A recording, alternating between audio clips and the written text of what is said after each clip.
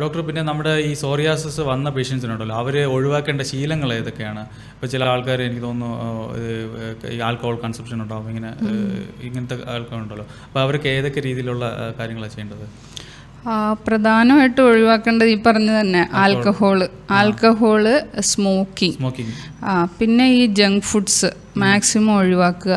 പിന്നെ ഫുഡിലാണെങ്കിൽ ഈ ഞാൻ പറഞ്ഞല്ലോ ഫിഷ് അതുപോലെ നോൺ വെജ് അതൊക്കെ കുറച്ച് ഒഴിവാക്കുക. പ്രത്യേകിച്ച് ട്രീറ്റ്മെൻറ്റ് ടൈമിൽ ഒരു കാരണവശാലും ഈ പറഞ്ഞ സാധനങ്ങളൊന്നും കഴിക്കാൻ പാടില്ല, ഉപയോഗിക്കാൻ പാടില്ല. അപ്പം സ്മോക്കിങ്ങും ഡ്രിങ്കിങ്ങും എന്താണേലും ഒഴിവാക്കണം. എന്താണെന്ന് വെച്ചാൽ ഇതെല്ലാം ബ്ലഡിൽ ടോക്സിൻസ് കൂട്ടും.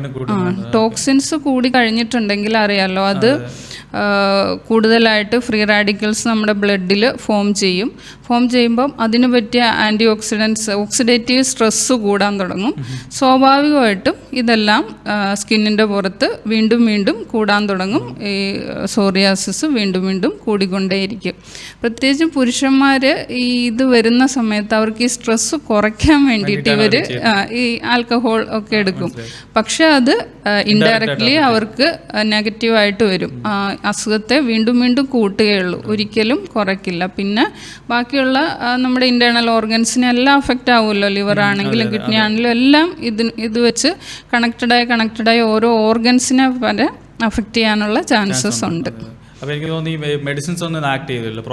ഒന്നും ആക്ട് ചെയ്യത്തില്ല. മെഡിസിൻ എടുക്കുന്ന സമയത്ത് നല്ല രീതിയിലുള്ള ഫുഡ് കൺട്രോളും വേണം. ഈ പറഞ്ഞ പോലെ ഇതുപോലുള്ള ഹാബിറ്റ്സും എല്ലാം ഒഴിവാക്കണം.